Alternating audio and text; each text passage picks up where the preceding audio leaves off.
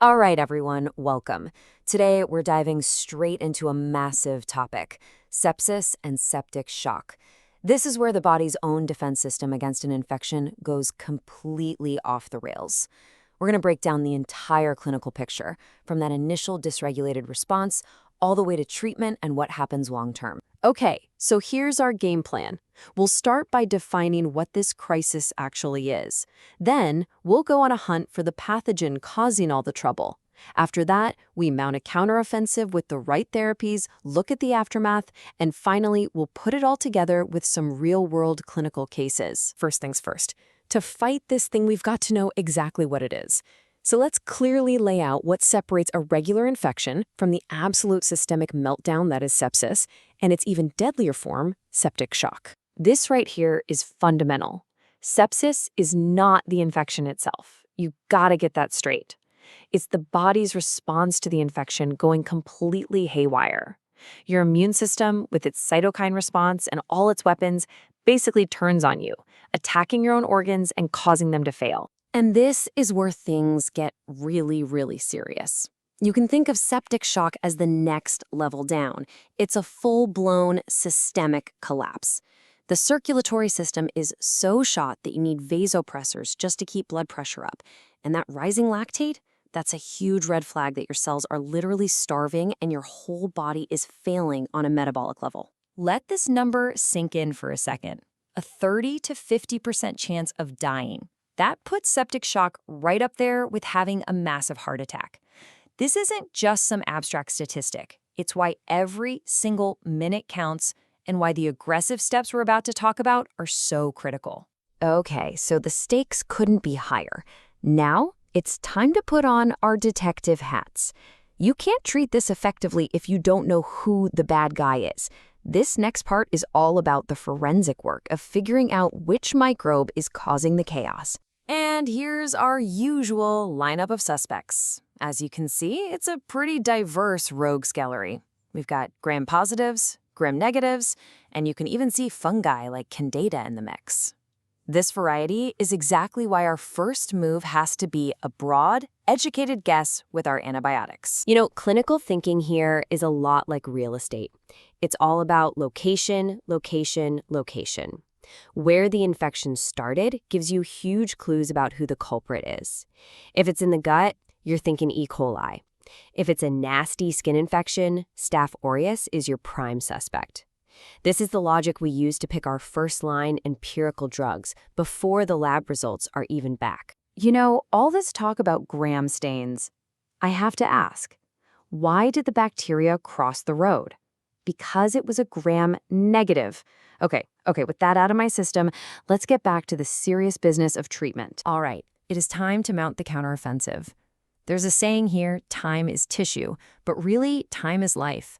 Getting the right antibiotics in fast is the single most important thing you can do to improve survival. Every hour of delay pushes that mortality rate up. So let's look at how we choose our weapons. This is our battle plan. Step 1. Hit hard and hit fast with broad-spectrum antibiotics. Cover all your bases. Step 2. Get your cultures first, if you can do it without delaying treatment. But let me be clear, you never, ever delay that first dose. Step 3. Once the lab calls with the enemy's identity, you switch from a shotgun to a sniper rifle. That's de-escalation. And finally, step 4. You have to remember these patients are incredibly sick. Their bodies handle drugs differently, so you've got to optimize that dose. So let's see what this looks like in practice. For a nasty infection in the abdomen, you might grab something like piperacillin tazobactam, which gives you great coverage. But look at pure pulse sepsis with signs of toxic shock. Here we add clindamycin. Why? Well, it's not just to kill the bacteria, it's to shut down the toxin factory that the bacteria have set up. That's a super important detail. Every regimen is tailored. Now, when you're talking about neonates, you have to just throw the adult playbook out the window. It is a completely different world. The common pathogens are different. We're worried about group B strep, listeria. So our go-to drug combos are different. And the treatment courses can be much, much longer. We're talking weeks, especially if the central nervous system is involved. So let's say we've made it through the acute phase. The story is far from over. Now we have to talk about two things. how we prevent this from happening in the first place, and the serious long-term consequences for those who survive. You know, the best way to treat sepsis is to never let it start. And that takes a huge, multi-pronged effort. It involves public health measures, like making certain infections reportable. But it also comes down to what we do every single day in the hospital. Meticulous care of central lines, getting rid of Staph aureus before surgery, controlling blood sugar. It's all about building a defensive shield. This is such a critical point. Surviving sepsis is not a return to normal. For many, it's the beginning of a chronic condition we now call post-sepsis syndrome. Survivors are at a higher risk for more infections, for new heart problems. They're often left with permanent damage, kidneys that never fully recover, cognitive fog, hearing loss, even amputations. The battle absolutely does not end at hospital discharge. All right, theory is great, but let's see how it works in practice. We're going to run through a few clinical challenges to synthesize everything we've covered and test your understanding. Okay, first challenge. You've got a patient with sepsis. You've poured fluids into them, but their blood pressure is still in the toilet. What are the two specific criteria that officially flip the switch and diagnose them with septic shock? And the answer is you need both. The persistent low blood pressure requiring vasopressors and a serum lactate above 2. The need for pressors tells you the circulatory system has failed. The high lactate tells you the body cells are in metabolic distress. It's that 1-2 punch that defines septic shock and sends the mortality risk through the roof. Next case. A patient comes in with a fever, sepsis, and you hear a new heart murmur. It's a classic picture for endocarditis. When it's the acute, fast-moving version of this disease, what's the #1 bug you should be thinking of? That's right, it's Staphylococcus aureus. This is such a key clinical distinction. For the slower, subacute cases, sure, you think about streptococci. But for that explosive, rapidly destructive acute endocarditis, your first thought has to be Staph aureus. And knowing that immediately tells you what kind of antibiotic coverage you need. And for our last case, a true surgical emergency.